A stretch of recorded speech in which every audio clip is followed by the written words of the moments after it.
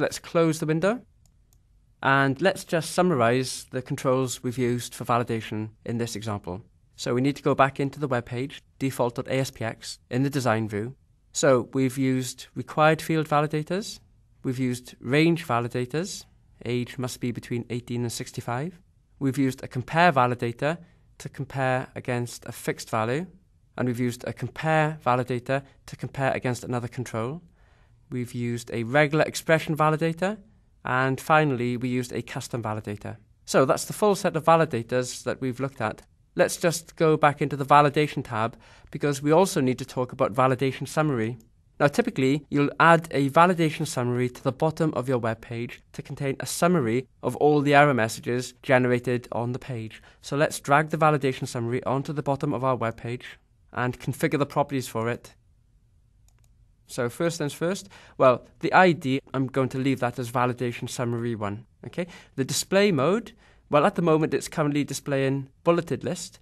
You could choose a normal list, or you could have a single paragraph if you prefer.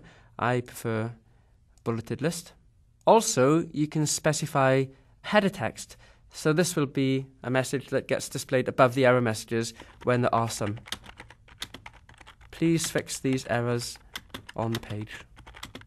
Okay, so you can see the header message has been displayed there.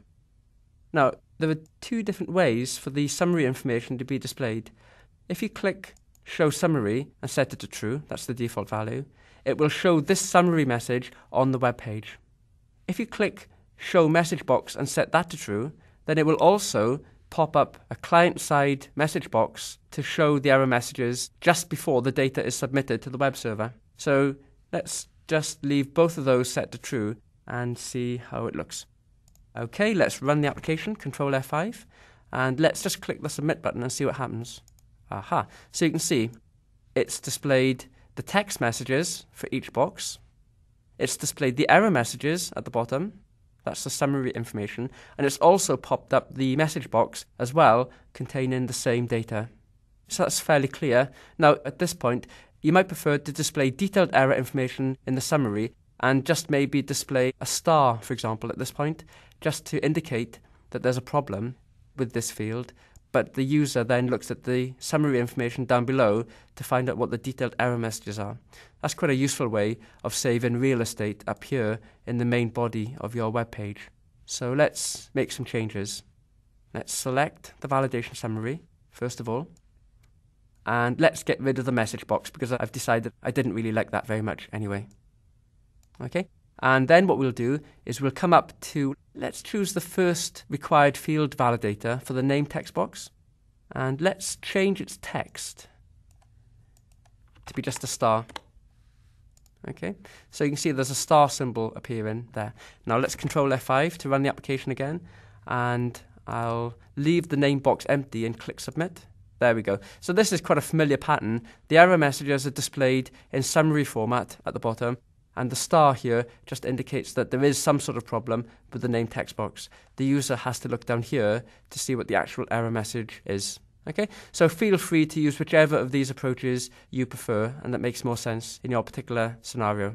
Just one or two more things to have a look at and then we're finished with the lesson. Sometimes, instead of displaying an asterisk, you might want to display an image, like a triangle, or a warning message, or a warning GIF, or a skull and crossbones, instead of displaying an asterisk. So to do that, I'm going to select the required field validator, and I'm going to just delete the text completely, and in its place, I'm going to put an image. So to do that, I need to go to the source view, and now let's look carefully.